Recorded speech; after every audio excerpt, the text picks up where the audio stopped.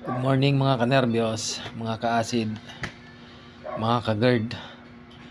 Hindi tayo makalabas ngayon mga ka-GERD, mga ka-acid.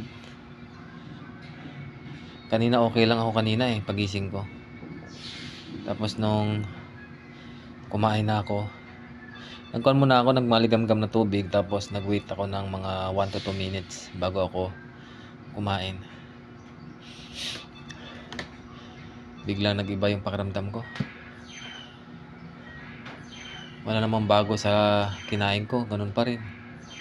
Gulay lang na walang lasa. Pag itong nararamdaman ko, nawawalan ako ng gana. Walang ganang tumayo, walang ganang gumalaw. Kasi pag gumalaw ako, mas lalo ako nahirapan huminga.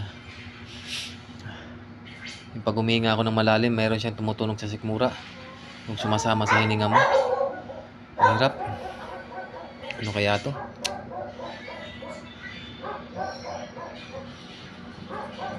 Lalo na pag nagugutom ako. Kasi nga ako ng yung hininga ko hanggang dibdib lang, hindi na pumapasok. Pakiramdam ko hindi pumapasok sa baga. Pag gutom ako, tas sumasabay yun. Yung parang meron kang plema sa tiyan na di mo maintindihan kung ano ba. Pag humihinga ka ng malalim, sumasama siya, tas nahihirapan kang huminga. Grabe mga kanerbiyos.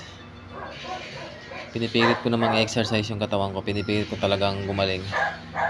Pero pag nararamdaman ko to, parang gusto ko na lang talaga nakahiga. Kahit kumain pa ako. Pero minsan pag kumakain ako, nawawala siya. Pero madalas talaga mukha siya meron. Hindi ko maintindihan kung si plema ba o ano. Pag humihinga ako malalim, sumasakit dibdib ko na.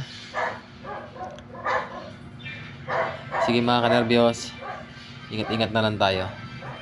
Huwag nating alagaan itong mga ganitong sakit. Napakahirap.